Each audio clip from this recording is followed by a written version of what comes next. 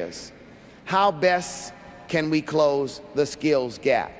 Number two, how can we energize African American and small business development and entrepreneurship?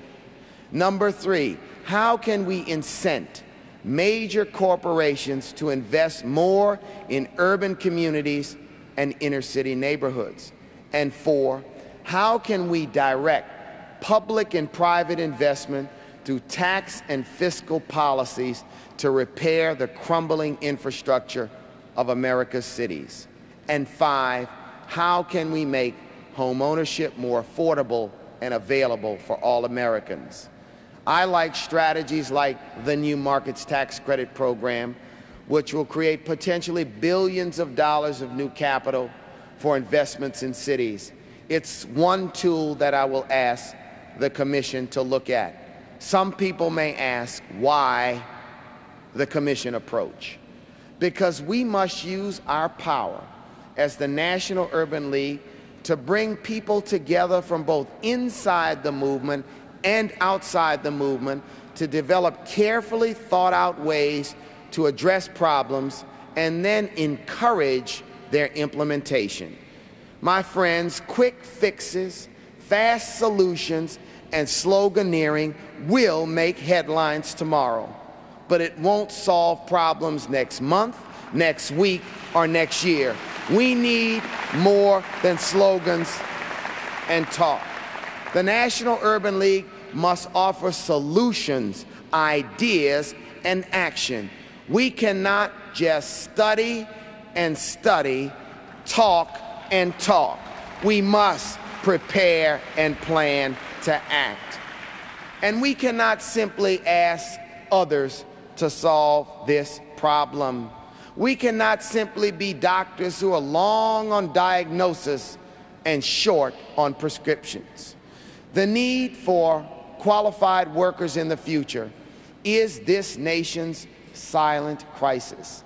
As baby boomers retire, every business leader and economist who looks at this issue predicts a high demand for skilled workers. Ladies and gentlemen, urban leaguers, it's empowerment time for the American economy. Third, it's empowerment time for health and the quality of life. Disparity in the incidence of death and illness experienced by African Americans as compared to the population as a whole continue to persist and sometimes grow. The death rate for diabetes is more than twice that of the majority community. African Americans are 30% more likely to die from cancer. In the year 2000, almost half of all AIDS cases in this country were among Black Americans, and the rate of AIDS cases in the African American community was 10 times higher than that for non-Hispanic whites. According to the Children's Defense Fund, every 59 seconds a baby is born without health insurance. More than 9 million American children have no health insurance, and most of them live in families that work. Too many of our children are obese, and obesity among our teens has doubled in the last 10 years. In very simple language, we still die faster, live sicker, and are less likely to be able to afford the high cost of health care. But we can do something about this. The National Urban League must lead, develop, and orchestrate a national African American wellness initiative to promote healthy eating, to promote fitness,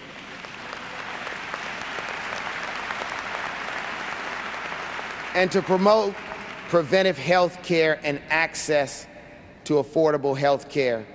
When it comes to health care and the quality of life, we have a state of emergency, and that's why it's empowerment time for health care and the quality of life. Fourth, it's empowerment time for civic engagement. The most fundamental weapon of civic empowerment has always been the right to vote. Now everybody, from George W. Bush to Al Sharpton, they're going to be here, recognizes the power of the African American vote in national, state, and local elections. Still, sadly, too many of us don't get it. Voter participation in this nation hovers around 50%. I say that in 2003, voter apathy is a weapon of mass destruction. I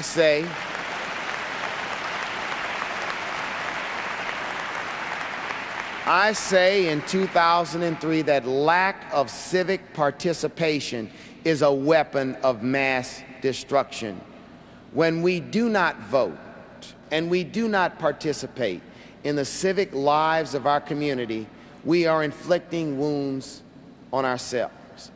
Therefore, the National Urban League must take a new and active role in registering people to vote and encouraging them to vote.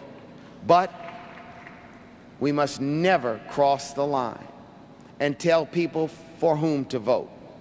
But I'll say this to you, being nonpartisan does not mean being naive. We cannot act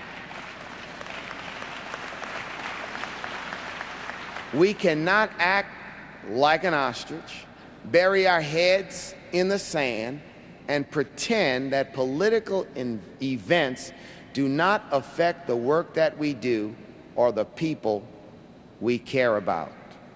Tomorrow, President Bush and most of the Democratic candidates for president will be here to speak with us. I invited them because the challenges this nation faces are serious, and you deserve to hear from them. The unemployment rate is rising, consumer confidence seems to be falling, and our nation is engaged in conflicts abroad. For those, including the President, who've come, we thank you. For those who've skipped this conference, they will miss a grand opportunity to talk to the most influential, hardest working, best looking, and most powerful people assembled in one room at one time in America this week.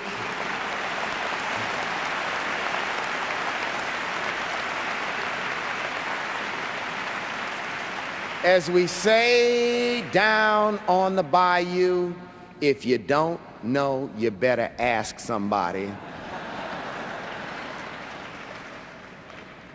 And in the spring, we will start a new tradition, the tradition of the National Urban League Legislative Policy Conference in Washington.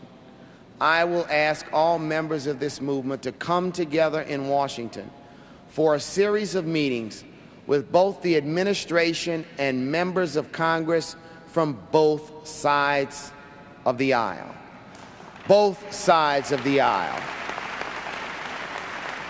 And I am encouraged that when we show our strength and diversity in Washington, we will be able to get things done. So mark your calendar. Save the date. The National Urban League will make its voices heard on major issues of public policy beginning today.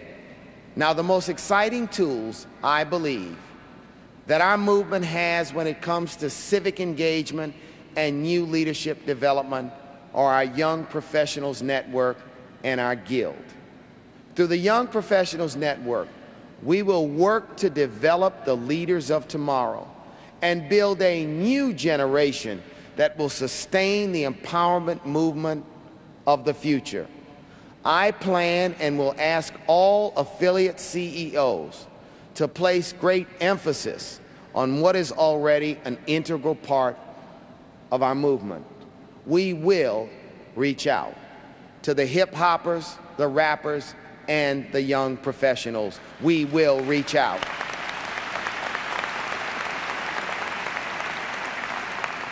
And ladies and gentlemen, through the Guild, we have a hidden weapon. We can unleash the force of volunteerism on issues at both